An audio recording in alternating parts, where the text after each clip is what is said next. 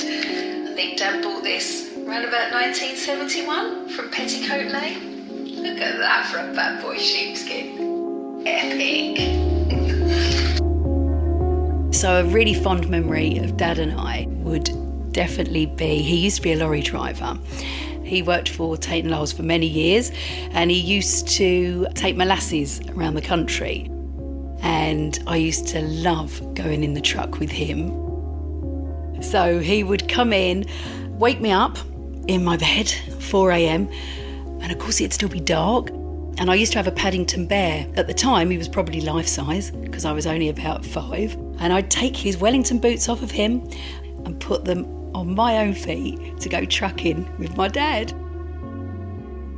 And I'd climb into the cab, which was so huge. You know, when you're 5 years old, you're looking down on the world beneath you. And I just remember the smell of molasses. And then we'd just drive, and it was just great seeing the countryside. Dad would always play a little trick on me. He'd always pretend to doze off and close one eye, and of course I could never see the other eye open, and I'd be panicking, Dad, Dad! But every time I'd bloody fall for it. Those memories just spark up such wonderful feelings, because it's a time that we shared together that really bonded Dad and I. It just fills my heart with joy, really, that we shared those moments.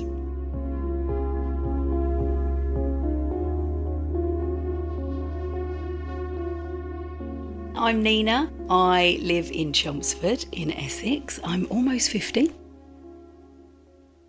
So just after I'd had my daughter, really, I noticed that Dad's memory was starting to fail him. And probably around about 7 or 8 years ago now, he was eventually diagnosed with Alzheimer's. We managed to keep Dad in his home for just over 12 years. And then he had a couple of infections and he had to go into hospital. Yeah, he was in a bad way, actually. And I thought I was going to lose him, which was awful. It was so bad a situation. I had promised that I wouldn't put him in a home. And that was a real hard thing, because I genuinely meant that at the time. I did. As things have progressed, I appreciate that can't be done. It's too difficult a disease, personally, for me to live with. And I know in my heart of hearts that Dad would hate to think that he's put my life on hold for him. He just would not want that. And I am my dad, and I know that I wouldn't want that for my children either. So we packed some stuff up. I remember thinking, God, is this going to be the last time he ever walks in his home? And it actually was, because he got in the home and, you know, the rest, as they say, is history. He's never mentioned going home. A Pringle eating machine, aren't you?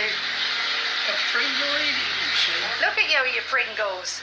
Dad moved into the home in January. Once you pop, Dad, you can't stop. Oh no. And then COVID struck and they went into lockdown at the home earlier before everybody else. And I said, okay, so do you think I'll be able to see Dad? And they said, well, not at the moment.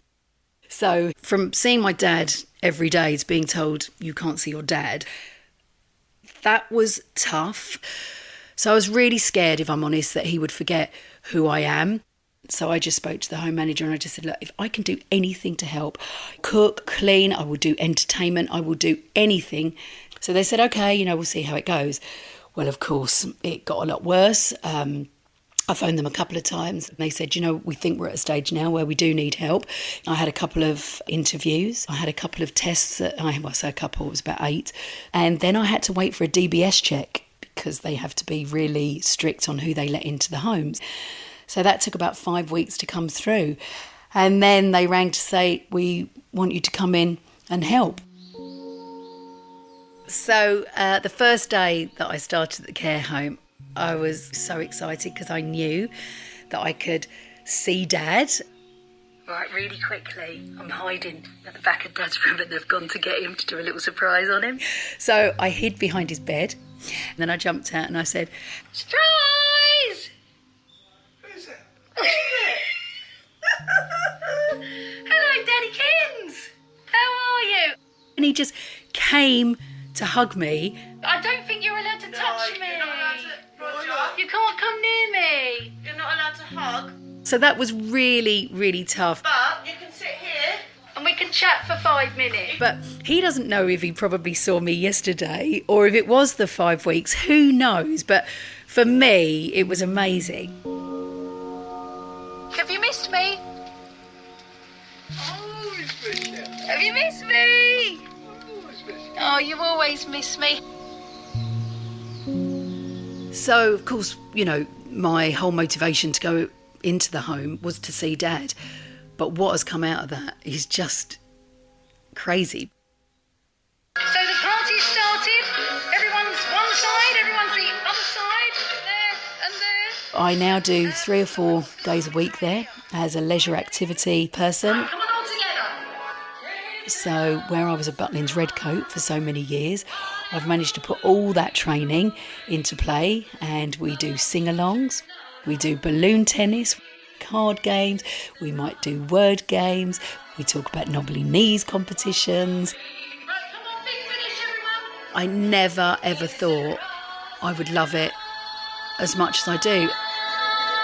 And then I get to do activities with him and everybody else. Right, Dad, what nautical word describes a pot that contains gravy? Which is hilarious because, of course, he plays up. A piss pot. No end. He would play up anyway because that's what he does. But the fact that it's me, yeah, he plays up. Are you bored of my face?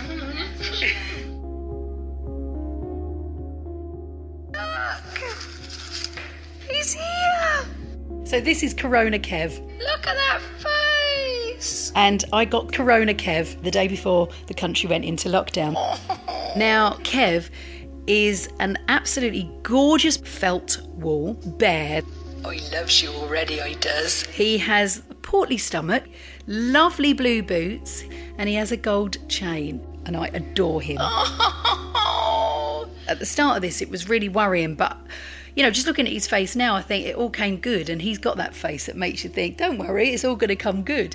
And actually, there is a lot more to Corona Kev. He has many friends now throughout the care home because the Felty gang who made him saw what I was doing within the home, and they sent a couple in for free for some residents.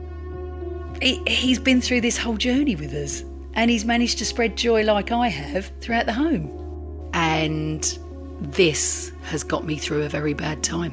You good then? You've been behaving yourself? Oh, bless you. Has mine and Dad's relationship changed? Oh, you silly arse. Absolutely. What did you just do? He threw some water over me out the window. But I tell you one thing that hasn't changed, and that's the amount of laughter that we have. Stop it! And I truly believe that'll be the last trait to go from him. Dad, you've drenched my feet. His laughter. You pleased with yourself now? Because he's always up to no good.